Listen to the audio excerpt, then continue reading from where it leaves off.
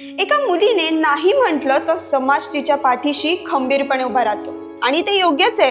पण हेच एखादा मुलगा रडला तर त्याला काय विचारलं जातं? मुलगा आहेस ना, रडतोस कशाला? आणि दुर्दैवाने हाच टोमणा आज अनेक मुलांचे जीव घेतोय.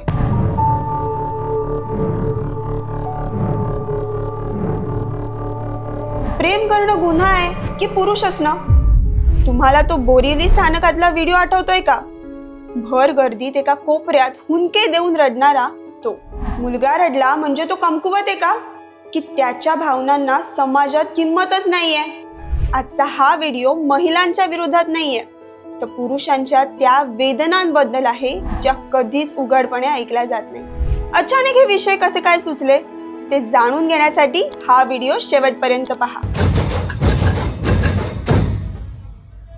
नमस्कार, मी इंद्रायणी. मूड फ्रेश करणाऱ्या मराठी मूडमध्ये तुमचं स्वागत आहे. खरं तर हा विषय समोर येण्याचं कारण म्हणजे गेल्या काही दिवसांपासून घडणाऱ्या मन सुन्न अशा करणाऱ्या घटना. सध्या लोहगडाची Siya Ketan murder mystery he तर खूपच चर्चेत आहे. रोज काही ना काही नवीन खुलासे समोर येत आहेत. आता यात केतनची काय चूक? जर लग्न नव्हतं करायचं तर सियाने नकारच द्यायला हवा होता ना. यात जीव घेण्याची काय गरज होती? अशी घटना पहिल्यांदाच घडत नाहीये. पण तुम्हाला ती 2024 मधली फरीदाबादची राहुल केस आठवते का? पत्नीच्या जाचाला कंटाळून त्याने आपल्याच दुकानात गळफास लावून स्वतःचं आयुष्य संपवलंय. म्हणजे बायकोला मदत करूनही काय झालं? त्याचा जीव गेला ना. त्यानंतर त्याच वर्षातली डिसेंबर मधली ती 24 पानांची सुसाईड नोट, एक व्हिडिओ. इंजिनियर अतुल सुभाष केस ही कशी विसरता येईल?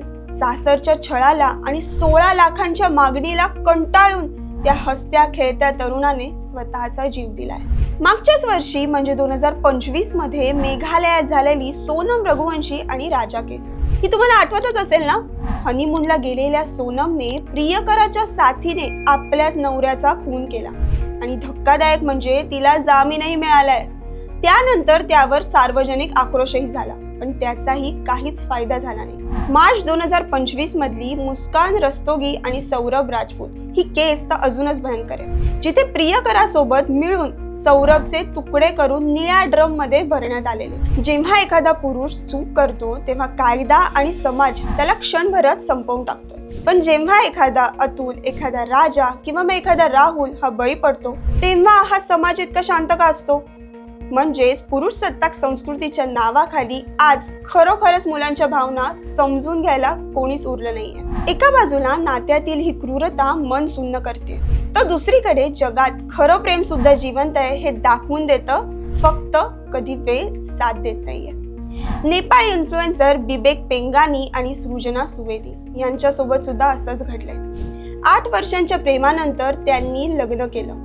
लग्नानंतर काही दिवसातच बिबेकला ब्रेन ट्यूमर झाला. पण शेवटच्या श्वासापर्यंत सृजनने बिबेकची साथ सोडली नाही. खरं प्रेम आजही जिवंत आहे. पण आजच्या या कलियुगात काही स्वार्थी लोकांमुळे निष्पाप मुलांचे आयुष्य उद्ध्वस्त होत आहे. कारण प्रत्येक पुरुष हा अत्याचारी नसतो.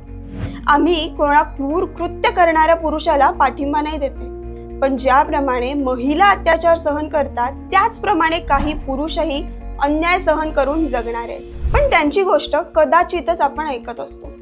प्रत्येक पुरुष हा ब्रेकअप झाला म्हणून रडत नाही, तर घरची ओझी उचलताना मनाला थकवा आला म्हणूनही तो हळवा होतो. त्याचंही मन आहे, फक्त मन मोकळं करण्यासाठी हक्काची माणसं नाहीये. आपल्या बोलण्याच्या कौशल्यातून महिला आपल्या भावना व्यक्त करतात, पण ही पुरुष मंडळी मात्र खरंच ग्रेट असतात. त्यांच्यासारखं व्यक्त व्हायला आणि भावना लपवून जगायला हे बायकांना जमणं अशक्यच. जन्माला येऊन बाई म्हणून जगणं अवघड आहे, त्यात काही शंका नाहीये. पण पुरुष म्हणून जन्माला येणं हे त्याहूनही कठीण आहे. विचार करा, त्या केतनला, त्या राहुलला किंवा राजाला जर एकदा त्यांच्या हक्काच्या माणसांनी विचारलं असतं ना, तर आज त्यांचं घर सुन्न झालं नसतं. प्रसिद्ध साहित्यिक वपु काळे म्हणालेच आहेत, पुरुषांनाही त्यांच्या व्यथा असतात. त्यांना त्यांच्यावर उत्कटतेने प्रेम करणारी व्यक्ती हवी असते. उडून जाणारं अत्तर त्यांना पटत नाही. जाता जाता एकच सांगेल, आपल्या घरातल्या पुरुषांकडे फक्त कमवणारे हात म्हणून बघू नका. कधीतरी त्यांच्या डोळ्यातल्या थकव्याकडेही बघा. जर तुमचा भाऊ, तुमचा मित्र किंवा तुमचा जोडीदार अचानक शांत झाला तर चिडचिड न करता त्याला प्रेमाने सांगा. रडलास तरी चालेल, पण खचू नकोस. कारण तोही शेवटी एक माणूसच आहे. तुम्हाला काय वाटतं? आज पुरुषांच्या या न ऐकलेल्या वेदनांवर, त्यांच्या मानसिक आरोग्यावर समाजाने एकत्र येऊन विचार करण्याची वेळ आली आहे का?